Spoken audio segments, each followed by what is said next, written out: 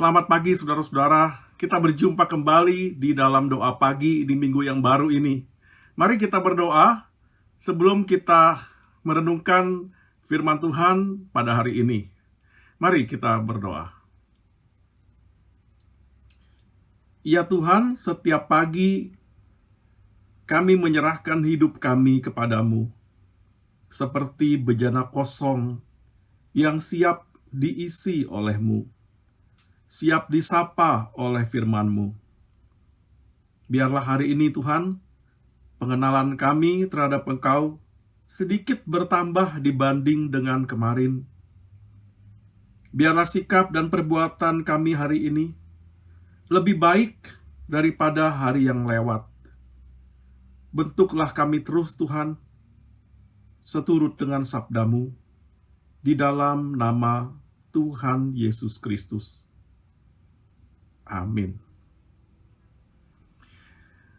Saudara-saudara, pembacaan Alkitab hari ini kita ambil dari surat Ibrani, pasal ke-6, ayat 1-3, lalu kita lanjutkan nanti dengan ayat 9 sampai ke-12. Surat Ibrani pasal 6, ayat pertama sampai ke-3, lalu kita lanjutkan ayat 9 sampai ke-12. Tema kita hari ini, tidak menjadi lamban. Ibrani pasal 6 mulai ayat yang pertama. Sebab itu marilah kita tinggalkan asas-asas pertama dari ajaran tentang Kristus, dan beralih kepada perkembangannya yang penuh.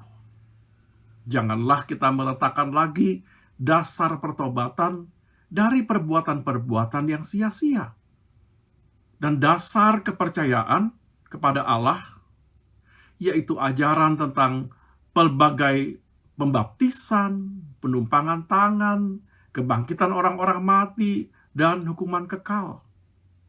Dan itulah yang akan kita perbuat jika Allah mengizinkannya. Ayat 9. Tetapi hai saudara-saudaraku yang kekasih, sekalipun kami berkata demikian tentang kamu, kami yakin bahwa kamu memiliki sesuatu yang lebih baik, yang mengandung keselamatan. Sebab Allah bukan tidak adil, sehingga Ia lupa akan pekerjaanmu dan kasihmu yang kamu tunjukkan terhadap namanya, oleh pelayanan kamu kepada orang-orang kudus, yang masih kamu lakukan sampai sekarang. Tetapi kami ingin supaya kamu masing-masing menunjukkan kesungguhan yang sama, untuk menjadikan pengharapanmu suatu milik yang pasti, sampai pada akhirnya. Agar kamu jangan menjadi lamban, tetapi menjadi penurut-penurut mereka yang oleh iman dan kesabaran mendapat bagian dalam apa yang dijanjikan Allah. Sampai demikian jauh pembacaan Alkitab. Berbahagialah saudara yang suka mengamalkannya. Saudara-saudara, belakangan ini makin banyak saja beredar video di YouTube yang isinya itu kesaksian dari orang-orang yang pindah agama. Ada orang yang dulu beragama lain, lalu menjadi Kristen. Lantas mereka gemar membuat video untuk menunjukkan perbedaan antara ajaran Kristen dengan ajaran agama lamanya.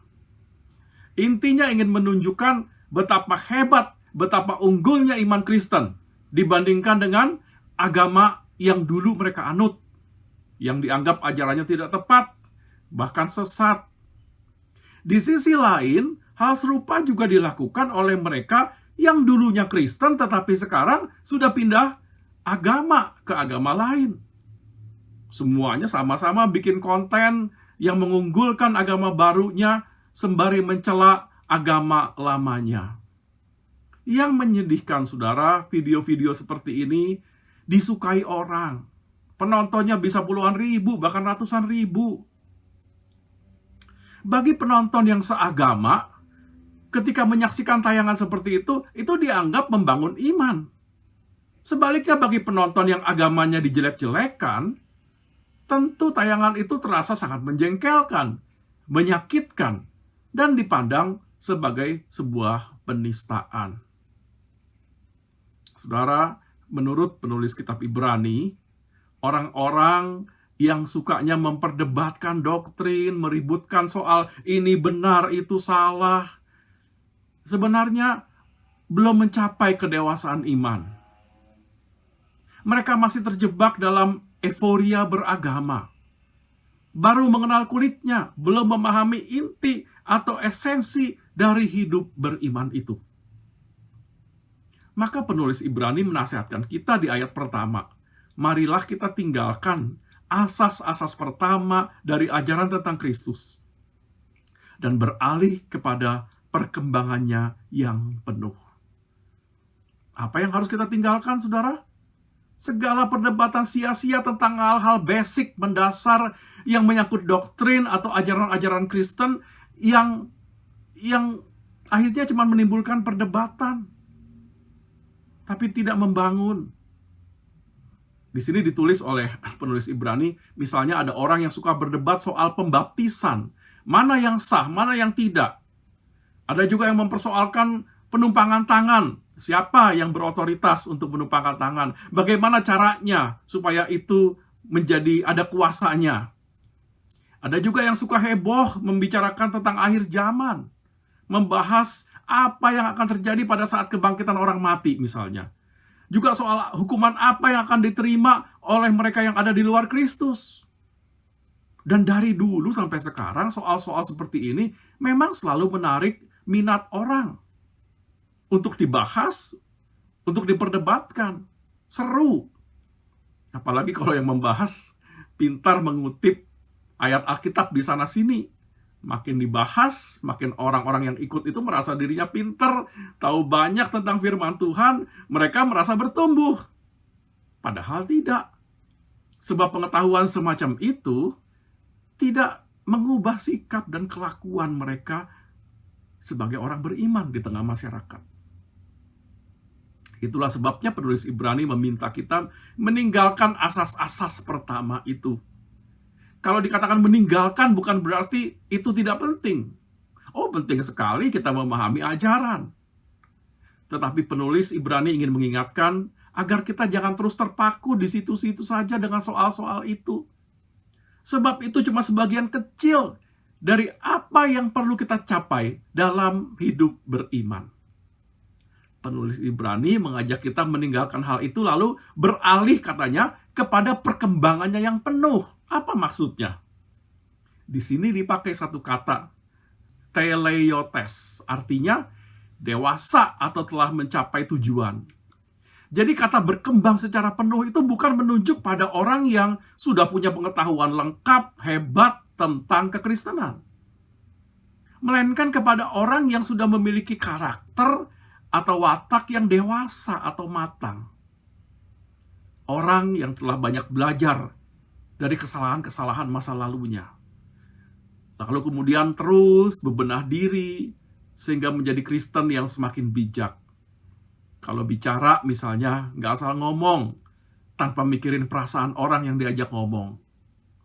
Kalau mengemukakan pendapat tidak merasa diri paling hebat, apalagi menganggap yang berbeda itu sesat. Kalau berhadapan dengan orang yang tidak sepaham, dia bisa bersikap toleran. Dia bisa menghargai perbedaan. Bahkan masih bisa tetap berteman. Inilah kedewasaan iman sejati, kematangan pribadi. Ini menyangkut perubahan sikap, perubahan watak, dan kelakuan. Bukan sekedar memiliki banyak pengetahuan tentang firman Tuhan. Saudara-saudara, apa sih penghalang atau hambatan yang membuat orang itu sulit mencapai kedewasaan iman? Di ayat 12, penulis Ibrani menyinggung soal sikap lamban. Dia berkata, agar kamu jangan menjadi lamban. Nah, rupanya dia mensinyalir ada banyak orang yang tidak juga beranjak dewasa imannya karena terkena penyakit lamban ini. Lamban itu artinya tidak responsif, tidak tertarik untuk mengejar kemajuan, kekurangan niat atau semangat untuk maju.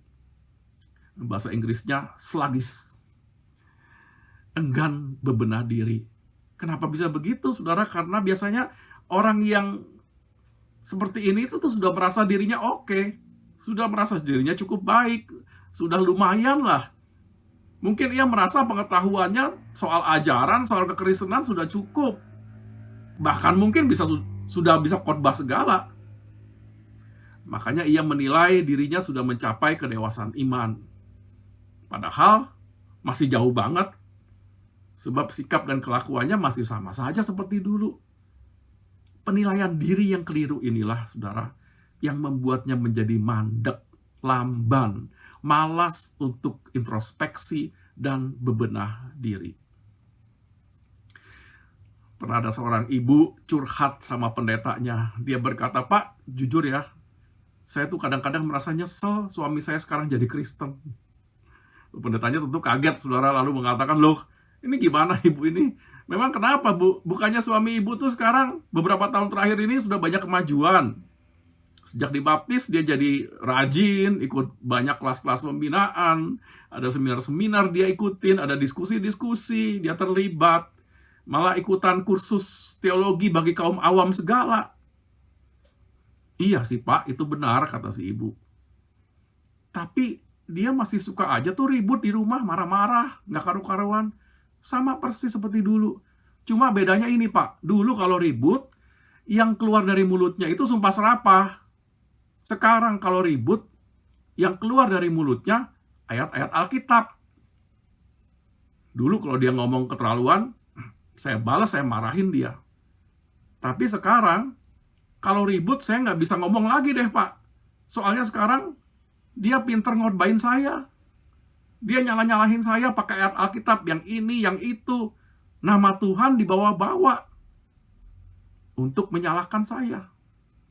Kadang saya heran, kok makin dia rajin belajar firman Tuhan, makin dia merasa benar sendiri ya." Saudara-saudara, ketika seorang gemar mendalami ajaran, tapi malas membenahi kelakuan, buahnya bukanlah pertumbuhan iman, melainkan kemunafikan. Lantas bagaimana caranya mengusir penyakit lamban ini? Coba kita baca lebih lengkap lagi nasihat penulis Ibrani di ayat 12. Begini bunyinya.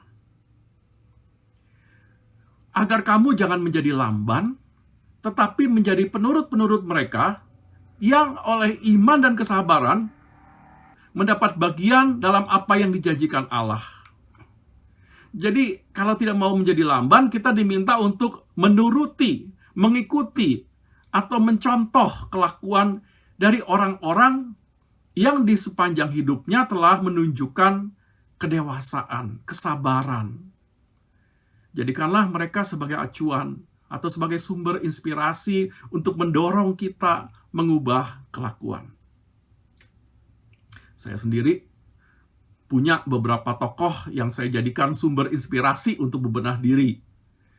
Misalnya dalam soal kerendahan hati, dalam soal kegigihan, dalam pelayanan, saya belajar banyak dari almarhum Ibu Dorothy Marks. Dalam soal kepedulian pada orang-orang sakit, yang menjadi sumber inspirasi saya adalah Pendeta Samuel Darmaatmadja, ya Boksunyo dulu ketika saya di Semarang. Dalam soal keterbukaan berpikir dan berteologi, saya banyak berkaca kepada Profesor Hugo Cordova Quero. Ketika saya melihat kualitas kedewasaan dari orang-orang ini, saya merasa diri kecil, masih jauh sekali dari sempurna kalau dibandingkan dengan mereka. Tapi justru itulah, saudara, yang mendorong kita untuk terus bebenah diri. Kita jadi tidak mandek, kita sadar bahwa masih banyak di dalam diriku yang harus aku perbaiki. Dan itu membuat kita tidak menjadi lamban karena merasa diri sudah oke. Kita belum oke. Kita masih harus banyak sekali belajar mengubah kelakuan. Saudara-saudara, marilah kita jalani minggu yang baru ini dengan terus bertekad untuk membenahi diri sedikit demi sedikit. memperbaiki kelakuan agar kita tidak menjadi lamban. Amin. Mari kita berdoa, saudara.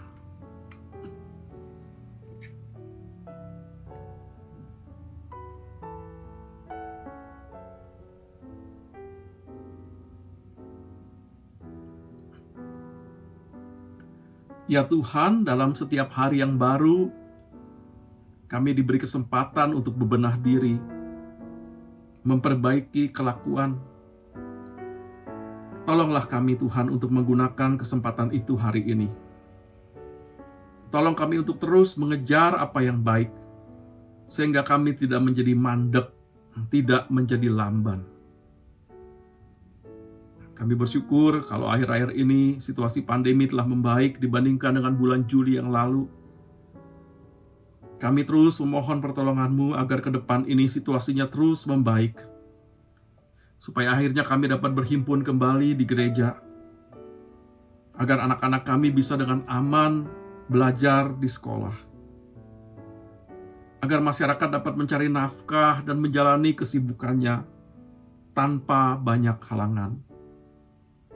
Berikan kepada kami semua Tuhan di negeri ini kewaspadaan dan hikmat agar terus mematuhi protokol kesehatan supaya situasi yang membaik ini tidak kembali menjadi buruk. Kami secara khusus mau berdoa bagi panitia Natal di berbagai gereja di Indonesia ini yang tengah mempersiapkan masa raya Natal. Berikanlah semangat, sukacita, dan kreativitas dalam mereka mempersiapkan semuanya itu. Biarlah melalui mereka Engkau berkarya, dan umat-Mu dapat mengalami Natal yang bermakna di masa seperti ini. Dan kalau sebentar Tuhan kami akan beraktivitas, kuasailah pikiran dan hati kami, ucapan dan perbuatan kami, agar selaras dengan maksud dan kehendak-Mu. Di dalam nama Tuhan Yesus, kami berdoa. Amin. Saudara-saudara, selamat menjalani hari yang baru ini. Tuhan menyertai kita semua. Bagi Bapak Ibu yang memiliki pergumulan khusus dan ingin didoakan, bisa menghubungi rekan-rekan pendeta di nomor berikut.